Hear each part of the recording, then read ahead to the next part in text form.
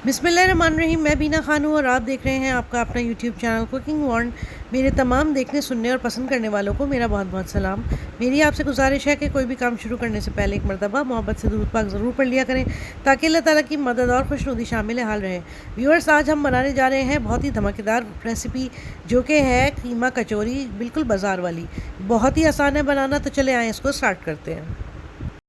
तो बिस्मिल्लाहिर्रहमानिर्रहीम से शुरुआत करते हैं। व्यूअर्स, यहाँ पर मैंने लिया है 1.5 कप के बराबर मैदा और इसमें मैंने डाल दिया है 1 टीस्पून के बराबर नमक। अब मैं इसमें शामिल कर रही हूँ 3 टेबल स्पून के बराबर घी। घी आप कोई सा भी यूज़ कर सकते हैं, असली घी भी यूज़ कर सकते हैं, और डालडा वाला जो आता है बाज़ार वाला वो भी आप यूज़ कर सकते हैं। कुकिंग ऑयल भी आप यूज़ कर सकते हैं, लेकिन अगर आप घी यूज़ करेंगे तो इसका बहुत ही अच्छा रिज़ल्ट आएगा। ठीक है, तो इसको हम अच्छा सा मिक्स कर देंगे मैदे के अंदर, दोनों चीज़ों को बिल्कुल उस स्टाइल से जैसे कि हलवाई करते हैं, बिल्कुल अच्छी तरह से मलमल के इसको मिक्स करना है। मैं आपको दिखाती हूँ, ये देखिए, इस तरह से मलमल के इसको आप अगर मिक्स करेंगे तो इंतहाई खस्ता और ज़बरदस्त किस्म की आपकी कचौरियाँ तैयार होंगी इंशाअल्लाह ताला। तो मैं ये सारा मैदा मिलाती हूँ और उसके बाद फिर आपसे मिलती हूँ। घी को अच्छी तरह मिलाने के बाद अब बारी है हमारा आटा गूंदने की। और आटा हम इस तरह से गूंद रहे हैं कि हम थोड़ा थोड़ा सा पानी इसमें शामिल करते जाएंगे और मसल के आटे को गूंदते जाएंगे। एकदम से सारा का सारा पानी शामिल हमें नहीं करना है। आहिस्ता आहिस्ता करके पानी शामिल करें और मसल के आटे को गूंदें। और ना बहुत ज़्यादा हार्ड गूंदना है और ना बहुत ज़्यादा सॉफ्ट होना चाहिए आटा।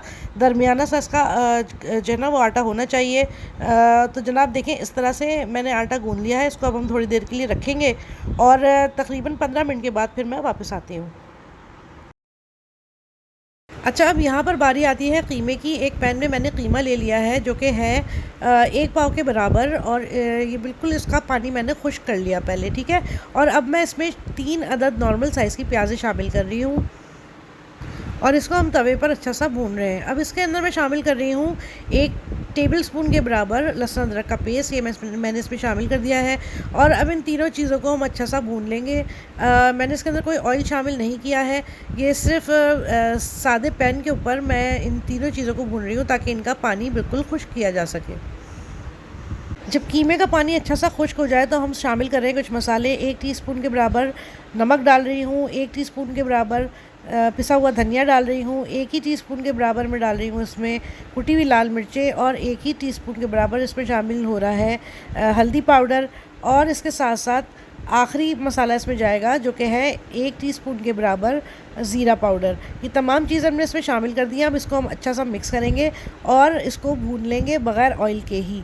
ठीक है जनाब, इसमें ऑयल नहीं जा रहा, बस इन तमाम मसालों को हमने अच्छा सा इसके साथ मिक्स कर लेना है। और फाइनली मैं इसमें डाल रही हूँ कुछ कटी हुई मिर्चें और पुदीना। आपके पास अगर हरा धनिया हो तो आप वो भी इसमें शामिल कर सकते हैं। बहरहाल, अब ये तमाम चीज़ें इसमें शामिल हो चुकी हैं और ये हमारी फिलिंग बिल्कुल रेडी हो चुकी है। इसको हम रखते हैं थोड़ा सा ठंडा होने के लिए और अपना बाकी काम करते हैं। अच्छा देखिए, मैं बड़ा ही मेन स्टेप अब आपको बता रही हूँ। यहाँ पर मेरे पास है 3 टेबलस्पून के बराबर घी और इसमें मैं 3 ही टेबलस्पून के बराबर मैदा शामिल कर रही हूँ। इसको हम अच्छा सा मिक्स कर लेंगे।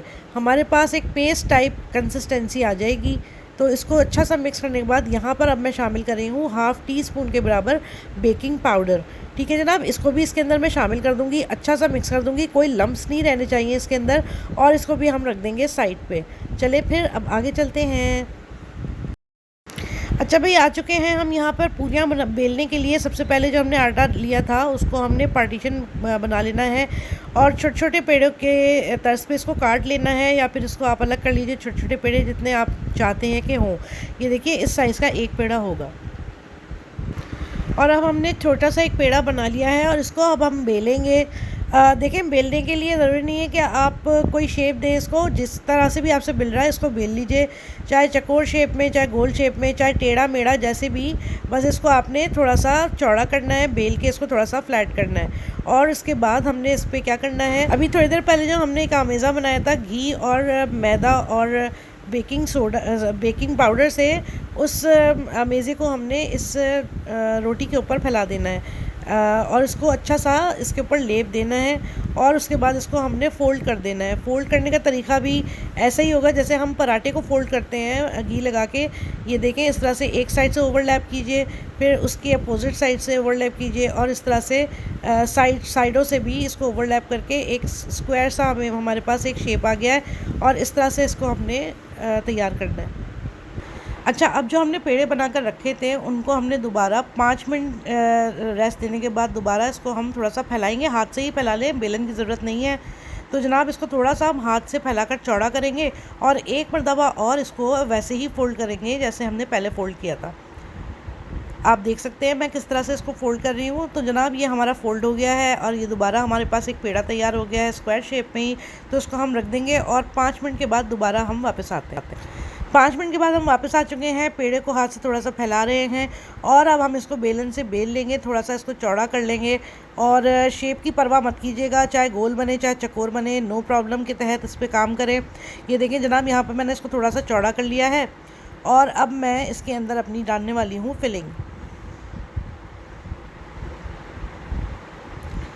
फिलिंग जो हमने बनाकर रखी थी वो ठंडी हो चुकी है। अब इसमें मैं 1 चमचा फिलिंग शामिल कर रही हूँ। आप चाहें तो अपने हिसाब से शामिल कर लीजिए। तो जनाब ये हमने फिलिंग भी शामिल कर लिया और अब हमें इसे वो दो सारे कोने पकड़ के एक साथ इसको फ़ोल्ड कर देना है। आप देख सकते हैं मैं किस तरह से फ़ोल्ड कर रही हूँ। पूरा इसको पैक कर दिया है मैंने, कीमा इसके अंदर है। हाथ में उठाकर इसको चारों कोने इसके या जो भी साइड्स आपको लग रहा है कि बाहर है उनको अंदर की तरफ फ़ोल्ड कर दीजिए और एक पेड़ा बना लीजिए। ये देखें, ये सारा मैंने इसको फ़ोल्ड करके और ये पेड़ा बना लिया है। इस तरह से मैंने सारे बना के रख लिए हैं, मैं आपको दिखा देती हूँ। इस तरह से हमारे सारे पेड़े बिल्कुल तैयार हो चुके हैं और अब हम आगे क्या कर रहे हैं आपको दिखाते हैं। अब जनाब एक पेड़ा हाथ में उठाइए और इसको आराम आराम से दबा दीजिए साइडों से भी और इसको कचौरी का शेप दे दीजिए। आराम आराम से इसको दबाना है ताकि फिलिंग बाहर ना आए। और ये देखिए हमारा मज़ेदार सा कचौरी का शेप बिल्कुल रेडी है। अब एक पैन में ऑयल गरम कर लें, लेकिन बहुत ज़्यादा गरम नहीं करना है और हम अपनी पूरियाँ इस ऑयल के अंदर शामिल कर रहे हैं। देखें, पूरियाँ शामिल करने के बाद इसमें बिल्कुल भी बबल्स वगैरह आपको नज़र नहीं आ रहे होंगे। इसका मतलब है कि ऑयल का टेम्परेचर बहुत लो है। इसी लो हीट पे हमें इन पूरियों को तलना है जब तक ये ऊपर खुद से नहीं आ जाती। अब हमारे ऑयल में हल्के हल्के से बबल्स आने शुरू हो गए हैं, यानी पूरियाँ अच्छी सी फ्राई होना शुरू हो गई हैं। इसी तरह से इनको फ्राई करना है बिल्कुल हल्की हीट पर। ये देखें, पूरियाँ फूल के थोड़ी सी ऊपर आ चुकी हैं और इसमें कलर भी आ चुका है।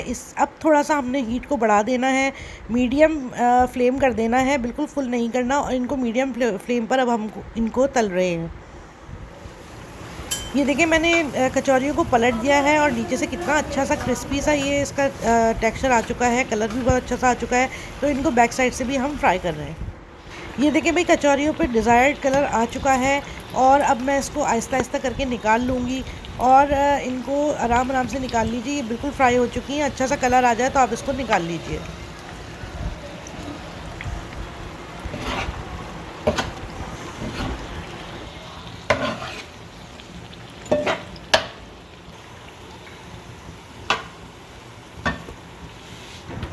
और इस तरह हमारी ये बहुत ही लजीज और ख़स्ता कचौरियाँ बिल्कुल रेडी हैं। आप देख सकते हैं कितनी खूबसूरत मज़ेदार गोल मटोल सी कचौरियाँ बिल्कुल रेडी हैं। मेहमानों को सर्व कीजिए, अफ्तारी में बनाइए, बहुत ही मज़ा आएगा इंशाल्लाह, ये मेरा दावा है आपको। और अगर आपको मेरी रेसिपीज़ पसंद आ रही हैं तो काइंडली मेरे चैनल को लाइक करें, सब्सक्राइब करें, मेरी वीडियोज़ को शेयर कीजिए और कमेंट ज़रूर किया कीजिए, इससे बड़ा दिल बढ़ता है। और अगर आपको मेरी वीडियोज़ पसंद आ रही हैं तो काइंडली मेरे चैनल को लाइक करने के साथ साथ बेल आइकन प्रेस कर दें और ऑल का नोटिफिकेशन भी ऑन कर दें ताकि मेरी वीडियोस बर वक्त आप तक पहुंच सकें। अपना और अपने इस चैनल का बहुत ख्याल रखें और मुझे दुआओं में याद रखें। अल्लाह हाफ़िज़।